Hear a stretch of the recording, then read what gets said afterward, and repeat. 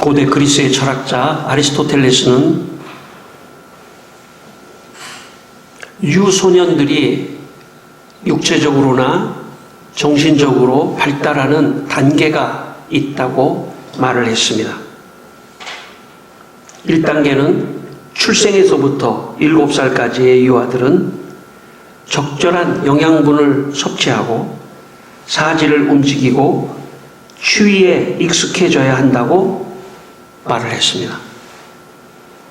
5살까지는 놀이와 이야기가 중요한데 어릴 적에는 깊은 인상을 남기기 때문에 5살부터 7살까지는 놀이와 이야기를 하는 것이 좋다고 말했습니다. 어린아이들이 우리가 생각할 때 어른이 됐을 때 운동을 하면 좋겠다고 생각하지만 아리스토텔레스는 특별히 7살 이전에 운동을 많이 시켜야 한다고 그렇게 강조했습니다. 운동을 많이 하면 아이들이 오히려 체력이 일생 동안 좋아지기 때문에 어린아이들은 막 놀도록 그렇게 운동을 많이 시켜야 된다고 말했습니다. 또 아이들이 몸이 부드럽기 때문에 이 부드러운 사지가 어려서 뒤틀리지 않도록 아주 꼿꼿하게 그렇게 자랄 수 있도록 항상 관심을 보여야 한다고 말했습니다. 어린아이들이 울고불고 하는데 그래서 부모들은 어린아이 7살 이하의 아이들이 울고불고 할 때 막 제재를 하는 경향이 있는데 아리스토텔레스는 그렇게 하지 말아야 된다고 말을 했습니다. 왜냐하면 어린아이들이 울고불고 하는 것은 폐 운동을 하는 것이기 때문에 놔두라는 것입니다. 오히려 폐 운동이 잘 되기 때문에 그걸 절제하고 막으면 그 폐가 잘 자라지 못하기 때문에 훗날에 좋지 않게 된다고 말을 했습니다. 특별히 5살에서 7살까지는 자신들이 나중에 해야 될 일에 대해서 관찰하고 견학하는 그런 일들을 많이 시키라고 말을 했습니다. 두 번째 단계는 7살부터 14살까지 사춘기 시기입니다.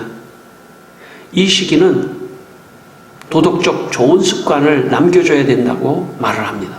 사춘기 시절에 거짓말을 하거나 도둑질을 하거나 하는 그런 도덕적이지 못한 행동을 하는 것을 제재해야 하고 좋은 습관을 길러줘야 된다고 말했습니다.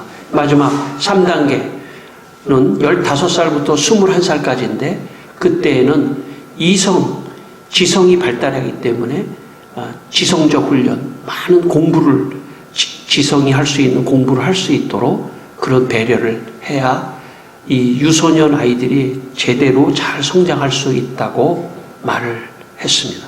그 중에 아리스토텔레스는 특별히 유아기가 중요하다 그런 이야기를 했습니다. 그래서 우리가 보통 유아기가 중요하다 한 얘기는 다 아리스토텔레스가 한 이야기입니다. 유아기 때 육체적이고 정신적인 교육을 잘 해야 아이들이 건강하게 자라서 사춘기를 지나 또 청소년기에서 열심히 정신적으로도 공부도 열심히 하게 된다는 것입니다. 다만 아리스토텔레스는 인간의 존재를 육체적인 것으로만 생각했습니다. 혹은 정신적인 것으로만 생각했습니다. 그래서 아리스토텔레스의 이론은 사람이 죽으면 그냥 없어지는 소멸해 버린다고 생각했습니다. 영적인 존재가 아니라고 생각했던 것입니다.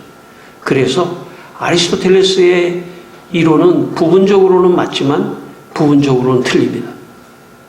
왜냐하면 인간은 영적인 존재이기 때문에 영적인 성장이 동반돼야 되는 것입니다. 육적인 성장뿐만 아니라 영적인 성장이 동반되어야 합니다. 여러분, 그럼에도 불구하고 아리스토텔레스는 유아기가 대단히 중요하다고 말한 것은 상당히 설득력 있는 이야기입니다. 영적으로도 마찬가지입니다. 영적으로도 이 유아기가 굉장히 중요합니다. 처음 교회에 와서 태어나서 어떻게 양육을 초기에 받느냐에 따라서 그 사람의 신앙이 훗날에 어떻게 성장해 갈 것이냐라고 하는 것이 결정될 수 있기 때문에 그렇습니다.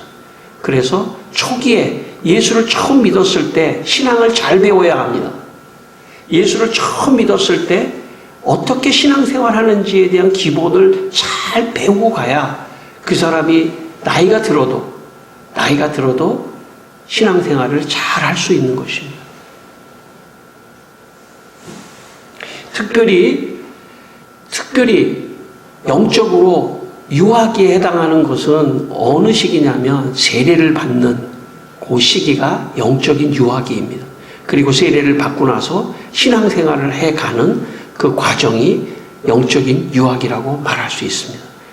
그런 차원에서 세례는 대단히 중요합니다. 교회에서 세례를 베풀고 세례를 받고 또 세례를 받은 사람은 마치 영적으로 태어나는 것이기 때문에 그렇게 태어나서 교회에서 이렇게 배우고 성장하는 그 과정이 대단히 중요한 과정이라고 말할 수가 있습니다. 여러분 마태복음 3장 16절에 예수님께서 세례를 받으시는 장면이 나옵니다. 예수님의 삶은 우리 신앙생활의 모델입니다. 예수님이 세례를 받으실 때 마태복음 3장 16절에 이런 말씀이 있습니다. 예수께서 세례를 받으시고 곧 물에서 올라오실 때 하늘이 열리고 하나님의 성령이 비둘기같이 내려 자기 위에 임하심을 보시더니 세례를 받으실 때 하늘이 열렸다고 했습니다. 그리고 성령이 임했다고 했습니다. 그러니까 교회에서 세례를 받는 순간은 하늘이 열리는 순간이고 성령이 임재하는 시간입니다. 하늘이 열렸다는 것은 무엇을 의미하냐면 이제 믿음의 세계가 내 눈앞에 펼쳐져 있다는 것입니다. 그동안에는 세상에서 세상적 가치관으로 살아갔는데 세례를 받는 순간 하늘이 열리고 믿음의 세계가 열리면서 예배를 드리는 그런 믿음의 삶이 시작됐다고 볼 수가 있습니다. 모든 은혜는 하나님으로부터 오는 것이구나. 모든 축복은 하나님으로부터 오는 것이구나 하며 하늘의 문이 열리는 순간이 세례를 받는 순간입니다.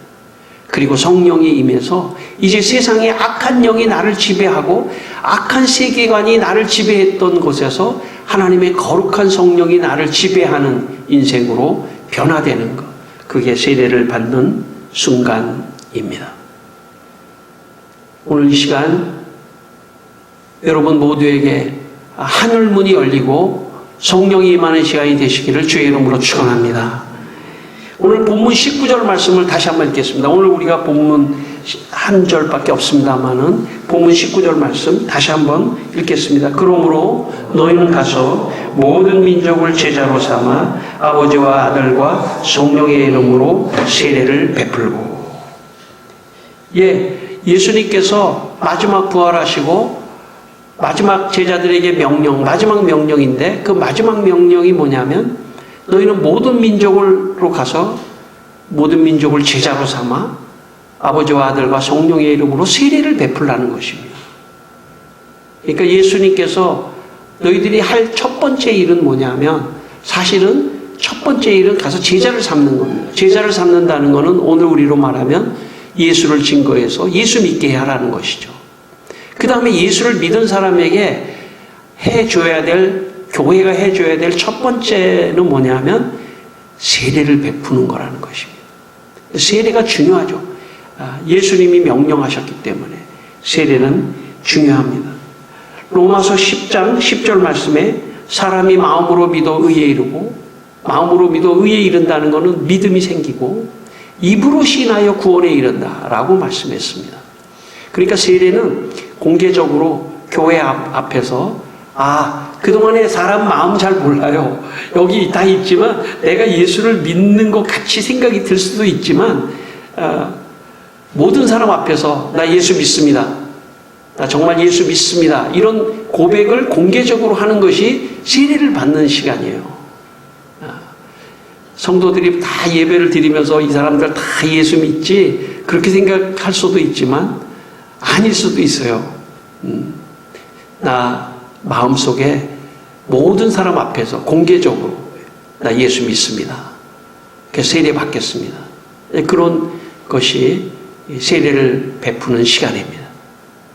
물론 세례를 받아야만이 구원이 있는 게 아닙니다. 순서에 있어서 예수를 믿고 그리고 혼자 사는 게 아니라 이 교회 안에서 공동체 안에서 같이 있기 때문에 나 예수 믿습니다. 그러면 이제 성찬도 같이 받을 수 있고 또 교회 멤버가 되고 교회에 함께 이렇게 나아가는 과정이죠. 그럼에도 불구하고 세례를 베풀라고 하는 것은 확실하게 나 예수 믿습니다라고 이렇게 본인이 고백하는 시간이기 때문에 그런 시간을 교회가 마련하라고 하신 것입니다. 저는 고등학교 1학년 때 세례를 받았습니다. 교회를 다니면서 예배를 드리면서 학생회 또 부흥회도 이렇게 참석하고 교회를 계속 다니다 보니까 믿음이 생겼습니다. 그리고 세례를 받고 싶었습니다. 그리고 세례를 받았습니다. 너무 기분이 좋더라고요. 세례를 받고 이제 정말 하늘문이 열리는 것 같이 믿음의 생활을 열심히 했습니다. 교회도 열심히 나가고 그동안 나쁜 습관도 끊어내고 거짓말 하던 것도 안 하고 정직하게 살려고 하고 어떻게 새롭게 제 인생이 변화되기 시작했습니다. 세례를 받은 후에 정말 제 믿음의 세계가 열리고 하늘문이 열리고 정말 하나님의 성령이 저에게 충만히 임하는 그런 은혜를 받았습니다. 베드로전서 3장 21절에 이런 말씀이 있습니다. 물은 예수 그리스도께서 부활하심으로 말미암아 이제 너희를 구원하는 편이 곧 세례라. 우리는 물 세례를 받습니다. 제가 다음 주에는 성령 세례에 대한 이야기를 하려고 합니다. 오늘은 물 세례입니다. 물 세례를 받는 것은 구원의 표라는 것입니다. 그러니까 세례가 중요한 거죠. 구원의 표를 주는 것입니다. 세례를 받았다는 것은 그래서 성찬을 받을 수 있는 것입니다. 세례를 받으면 예수님의 몸과 피를 받는 이 성찬을 받을 수 있는 자격이 주어지는 것입니다. 그러나 그럼에도 불구하고 나 예수를 믿지도 않는데 세례를 받아서는 안 됩니다. 우리 교회에 옛날에 다녔던 분인데 자기가 군대에서 초코파이 빵 하나 더 준다고 세례를 2번이나 막 받았다는 거예요. 믿음도 하나도 없는 거죠. 그래서 군대에서 이 세례를 받는 사람은 조금 생각해 봐야 돼요. 그래서 또 받을 수 없냐고. 그래서 그건 안 된다. 여러분, 믿음이 없이 세례를 받아서는 안 돼요. 그리고 교회도 믿음이 없는데 그 사람한테 세례를 억지로 강요하거나 줘서도 안 된다고 생각합니다. 자기가 믿음을 가지고 있을 때, 나는 이제 세례를 받겠습니다 하면 우리가 교회에서 절기마다 또 세례를 주는 때 세례를 베푸는 것이죠. 그래서 구원받은 어떤 사람에게 주는 표예요, 표. 당신 구원받았습니다. 모든 교회 앞에서도 예수 믿는다고 고백했으니까 구원이 당신에게 임했습니다. 세례가 너무너무 중요한 것입니다. 그래서 예수님께서 모든 민족이 가서 제일 먼저 하는 것은 복음을 전하는 게 제일 먼저죠. 그 다음에 제일 먼저 해야 될 일은 뭐냐면 뒤에 사실은 가르쳐 분부한 것을 가르쳐 지키게 하라. 우리 다 알죠. 말씀 20절의 말씀인데 읽진 않았습니다만은 그것보다 더 중요한 것은 세례를 먼저 주라는 거예요. 그래서 확실하게 예수 믿는 것이 확인됐을 때 그 사람에게 분부한 모든 것을 가르쳐 지키게 해야 되는 거지, 확신도 없는 사람에게 자꾸 가르치기만 하면 안 된다는 것입니다. 세례가 중요하다는 것이죠. 16세기 프랑스의 종교개혁자 존 칼빈은 세례에 대해서 이렇게 얘기했습니다. 세례의 의미가 뭔지 이렇게 얘기했습니다. 세례는 우리가 교회의 회원으로 연합체 안에 받아들여지는 인문의 표징이다. 그러니까 세례를 받는 순간 교회의 회원이 되는 것입니다. 정식으로. 물론 등록은 하지만 교회 회원이 되는 것입니다. 이로써 우리는 그리스도께 접붙임을 받아서 하나님의 자녀들로서 헤아려지게 된다. 그러니까 세례를 받는 순간에 그 의미는 뭐냐면 하나님의 진짜 자녀가 되는 순간이라는 것입니다. 세례는 우리의 모든 죄가 소멸되고 죄가 소멸되는 시간이고 또 지워지고 말소되었으므로 절대 그의 눈앞에 나타나거나 돌려지지 않는다고 우리에게 확정하는 마치 인을 친 임명장과 같다. 그러니까 너는 죄를 이제 다 소멸됐다고 하는 임명장을 받는 순간이 세례를 받는 순간이라는 것입니다. 왜냐하면 예수님은 모든 사람이 죄사함에 이르는 세례를 받기를 원하기 때문입니다. 세례가 중요합니다. 칼빈은 세례를 받는 사람은 교회 회원이 되고 하나님의 자녀가 되고 죄가 소멸되고 임명장을 받은 것 같은 그런 것이라고 말하고 있습니다. 마가복음 16장 16절에 믿고 세례를 받는 사람은 구원을 얻을 것이요 믿지 않는 사람은 정죄를 받으리라. 여기 믿고 세례를 받는 사람은 구원을 얻는다고 말했지 않습니까? 그러니까 여기 믿는다고 하는 것 자체가 굉장히 중요한 거죠. 믿는다는 것 자체가 세례 이전에 해야 될 일이에요. 그러니까 믿고 세례를 받는 자. 세례를 먼저 받고 믿는 게 아닙니다. 믿는 사람이 세례를 받는 것이죠. 저는 우리 성도 가운데 등록을 하고 8년 동안 교회를 다니시는 분이 계십니다. 저는 그분을 위해서 매일 8년 동안 기도를 하고 있습니다. 세례를 받기 위해서, 세례를 받기를 위해서 기도합니다. 여러분도 그분을 위해서 세례를 받도록 중보기도 해 주시기를 바랍니다. 그러나 저는 강요하지 않았습니다. 않고 있습니다. 강요가 직간접적으로 되는 수도 있지만, 왜냐하면 무슨 업적을 내거나 교회에 무슨 세례자의 업적을 내는 곳이 아니에요, 교회가. 교회는 진짜 주님의 말씀 그대로를 실천하는 그런 모델을 보여야 된다고 생각합니다. 그래서 그분이 믿음이 올 때까지 기다려 드리려고 합니다. 그리고 믿음이 와서 저에게 자발적으로 목사님 세례 받고 싶습니다 하는 그때까지, 그게 10년이 걸리든 20년이 걸리든, 물론 좀 더 빠르면 좋겠지만 본인이 믿고 세례를 받는 순간, 그 순간을 위해서 기도하고 있습니다. 여러분도 기도해 주시기를 바랍니다. 갈라디아서 3장 27절에 이런 말씀이 있습니다. 누구든지 그리스도와 합하기 위하여 세례를 받은 자는 그리스도로 옷 입었느니라.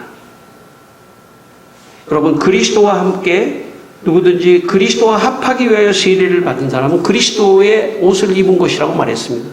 여러분, 세례 받기 전에는 세상 옷을 입고 다녀요. 세상 옷을 입고 다닌다는 건 은유적인 표현이지만, 세상 옷을 입는다는 건 뭐냐면 그 사람의 가치관을 말하는 겁니다. 여러분, 제가 그냥 들은 말이지만요, 세상이 무섭습니다. 부모도 없어요. 자식도 없고, 돈 때문에 부모도 죽이고요, 자식도 죽이고, 난리입니다, 난리. 세상 옷을 입고 있으면 그렇습니다. 그리스도로 옷 입을 때만이 모든 게 정상적으로 돌아가는 것입니다. 세례를 받는 것은 그리스도의 옷을 입는 것이라고 성경은 말씀했습니다. 저는 여러분이 다 세례를 받으시기를 축원합니다. 그리스도의 옷을 입게 되기를 바랍니다.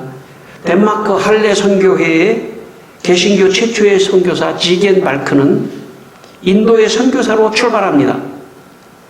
선교의 본부에 그가 선교지에서 있었던 보고를 하는데, 그 보고 내용 중에 이런 보고가 있습니다. 타미로 공동체 181명 세례, 포르투갈어 공동체 156명 세례, 세례 예배자 17명, 합계 354명. 최초의 개신교 선교사가 선교지에 나가서 가장 중요하게 생각했던 것은 뭐냐면 예수를 전하고 세례를 베푸는 일이었습니다. 왜냐하면 그 정신이 오늘 갈릴리 산에서 예수님께서 제자들에게 모든 민족을 제자로 삼아 아버지와 아들과 성령의 이름으로 세례를 베풀라고 하는 그것이 핵심이었기 때문에 그렇습니다. 저는 교회는 주님이 말씀하신 그대로를 따라가야 된다고 생각하는 아주 지나칠 정도의 문자주의적인 사람입니다. 초대교회로 돌아간다는 것은 무엇이냐면 교회가 그렇게 돌아가는 것입니다. 좀 극단적일 수 있지만 교회는 세례를 베푸는 곳입니다.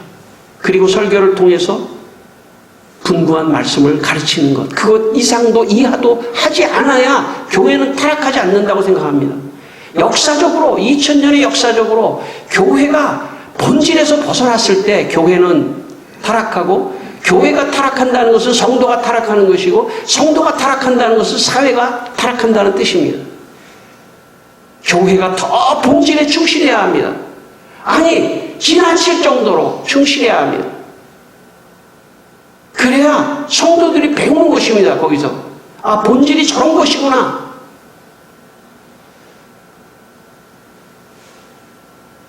지겐 마르크 선교사에게 영향을 받은, 제가 몇 주간에 걸쳐서 말씀하지만 18세기 진젤도르프 헤론후트 모라비안 선교 공동체는, 그들은 정말 주님이 명령하신 오늘 이 마태복음 28장 19절 말씀대로 온 모든 민족을 제자로 삼기 위하여 그들은 다 떠났습니다. 226명의 성도들이 떠났습니다. 일반 성도들입니다. 목회자들이 아닙니다. 그들이 떠났습니다. 어떤 사람은 구두를 고치는 사람, 어떤 사람은 농부, 어떤 사람은 뭐 등등 자기의 직업을 갖고 네 개 대륙에 다 떠났습니다. 그 중에 그들의 연보에 나오는 일부를 제가 읽어드리겠습니다. 1736년 9월 30일 산타크로이 섬에서 처음 3명의 회개자에게 세례를 베풀었다. 1739년 3월 29일 그린란드 선교의 첫 열매로 카이르나크가 공개적으로 세례를 받았다. 1748년 북미 인디언들 500명이 세례를 받았다.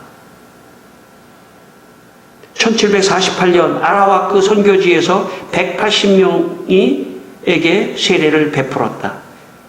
1741년 남아프리카 호텐토트족 7명에게 세례를 베풀었다. 동방의 칼미크족 소녀에게 첫 세례를 베풀었다. 1792년 벵갈에서 단 한 명의 노예 소녀에게만 세례를 베풀었다. 모라비안 선교사들은 어떤 곳에 가서는 많은 사람에게 세례를 베풀기도 하고, 어떤 곳에 가서는 노예 소녀 한 사람에게만 세례를 베풀었다고 말했습니다. 그들에게 중요한 것은 인원이 아닙니다. 그들에게 더 중요한 것은 뭐냐면 주님의 말씀을 따라서 세례를 베푸느냐가 더 중요했던 것입니다. 모든 열매는 다 주님께 맡기는 것입니다. 모라비안 공동체, 그 모라비안 공동체의 선교는 개신교 선교의 모든 문을 활짝 여는 그런 계기가 되었던 것입니다. 저는 그렇게 그들의 실천을 우리가 본받아야 된다고 저는 생각하는 사람입니다.